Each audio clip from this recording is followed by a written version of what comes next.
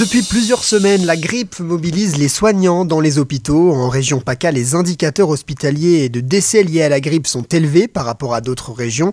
Justement, pour parler de la situation des hôpitaux chez nous à Nice, on reçoit ce matin Cédric Vanin, le secrétaire général adjoint du syndicat Force Ouvrière au CHU de Nice. Bonjour. Bonjour.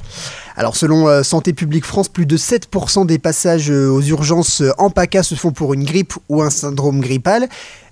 Est-ce que l'épidémie est plus virulente que l'année précédente? Oui, effectivement, cette année, l'épidémie est très virulente. On l'a vu avec le nombre d'hospitalisations en forte hausse.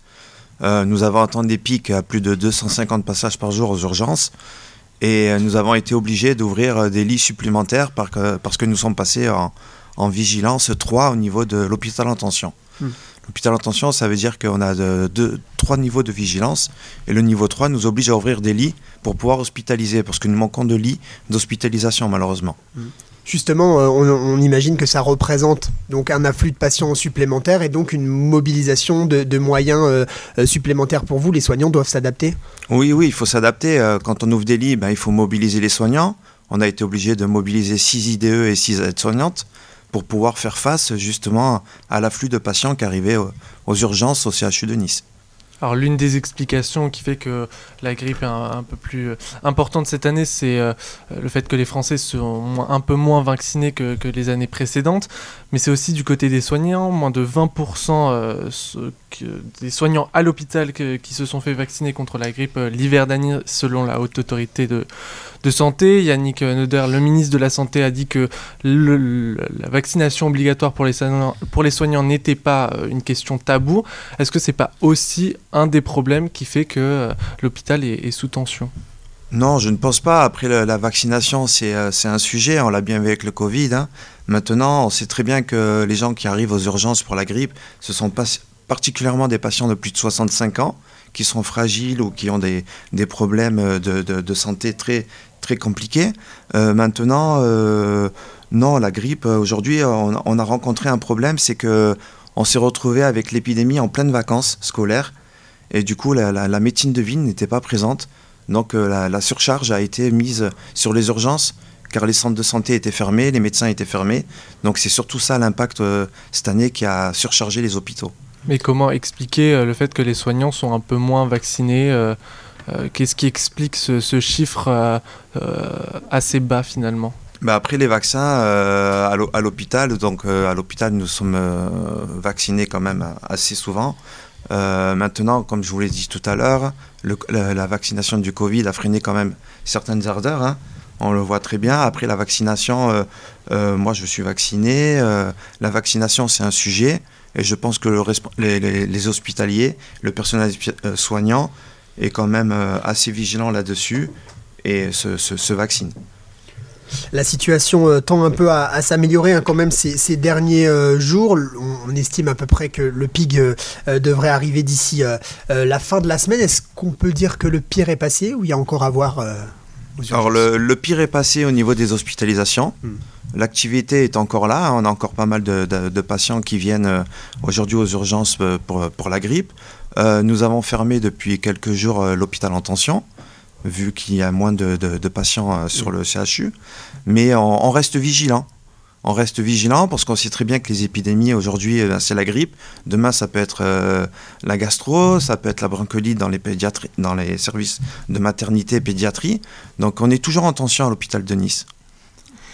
Justement, vous avez dit quelques bonnes nouvelles sur la situation qui tend à s'améliorer, mais bon, ça reste compliqué, vous l'avez dit, vous restez vigilant. C'est un problème structurel qui dure depuis le Covid finalement. Oui, c'est un problème structurel qui dure depuis le Covid et je pense qu'on n'a pas retenu les leçons. Aujourd'hui, on a bien vu que l'hôpital, sans tous les agents, et quand je parle de tous les agents, c'est pas que les soignants l'hôpital, c'est les administratifs, les ouvriers, les techniques, et on a bien vu que sans ces personnels-là, on rencontre des difficultés, on n'arrive pas à avancer. Donc quand on ferme des lits, on supprime des postes, on se dit que les prochaines épidémies qui vont revenir, on n'aura pas les moyens d'y faire face. Et c'est ça qui est vraiment difficile aujourd'hui à accepter. Vous disiez que même encore aujourd'hui, déjà aujourd'hui, c'est une perte de chance pour les patients dans certains cas? Bien sûr, c'est une perte de chance quand vous restez plus de 24 heures aux urgences sur un brancard faute de lit d'aval, et qu'on ne peut pas vous hospitaliser, c'est une perte de chance. Et on l'a bien vu avec la grippe, on est obligé d'ouvrir des lits en urgence, et c'est pas normal. Alors justement, vous parlez de la mobilisation du personnel. Ce qui est compliqué aussi pour les hôpitaux, c'est justement ça, c'est de recruter avec des chiffres de recrutement qui sont déjà un petit peu flous. Déjà, on sait pas vraiment combien de soignants sont embauchés aujourd'hui. Enfin, on sait pas représenter le côté RH en fait des soignants aujourd'hui, quoi. Alors c'est un peu aléatoire, ça dépend. Voilà, on nous annonce des chiffres. Hein.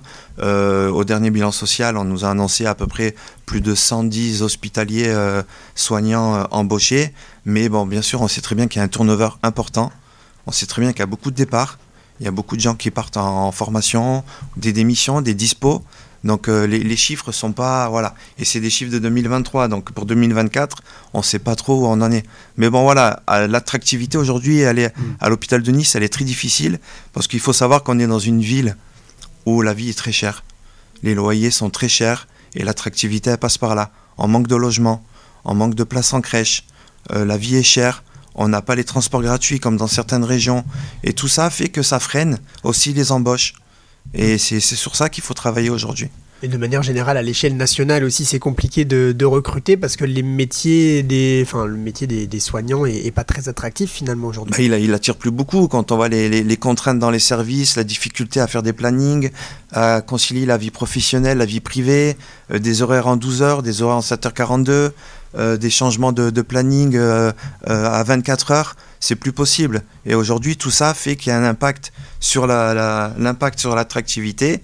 Et les hospitaliers, c'est un métier qui n'attire plus comme avant. Et vous le disiez, en plus, par rapport à la mobilisation des soignants, beaucoup sont mobilisés en heures supplémentaires. En fait, on ne recrute pas forcément, mais on rajoute une charge de travail aux soignants qui sont déjà là. C'est ça. Aujourd'hui, les heures supplémentaires, ça représente plus de 300 postes en moins à l'hôpital. Pour l'hôpital en tension, on l'a bien vu, les embauches sont faites sur de l'intérim. Donc aujourd'hui, voilà, c'est des enveloppes qui sont là pour payer ces heures sup. Mais nous, ce qu'on demande, c'est de l'embauche. Parce qu'avec de l'embauche, on n'arriverait pas à ces situations-là. On pourrait faire tourner des services plus facilement. Vous disiez par téléphone, quand on s'était entretenu, on déshabille Paul pour habiller Jacques. C'est ça. Voilà, c'est toujours pareil. C'est toujours pareil, on enlève d'un côté pour remettre de l'autre, mais on ne règle pas de problème. On ne règle pas de problème et ça crée des tensions. Ça crée, et l'hôpital de Nice, c'est la vitrine de la ville de Nice. Hein. On est le deuxième employeur de la ville de Nice. C'est très important. Et la santé, pour moi, elle n'a pas de coût. Il y a une proposition de loi qui va être examinée cet après-midi à l'Assemblée nationale en deuxième lecture qui prévoit la création de ratios de personnel par malade. C'est une mesure qui est soutenue par plusieurs soignants. Est-ce que c'est votre cas ? Bien sûr, le ratio patient-soignant, c'est un sujet depuis des années au syndicat, surtout à Force ouvrière. On se bat pour qu'on ait un ratio en adéquation avec la prise en charge des patients. Parce qu'avoir une infirmière pour 8, voire 10 patients par jour, c'est pas possible. On ne peut pas prendre soin des patients en ayant très peu de moyens, c'est pas possible. Qu'est-ce qui va changer finalement ? Qu'est-ce que cette mesure pourrait apporter Cette mesure, elle va apporter de l'embauche, hein, automatiquement. Si on augmente les ratios, on va apporter de l'embauche. Et c'est ce qu'il faut.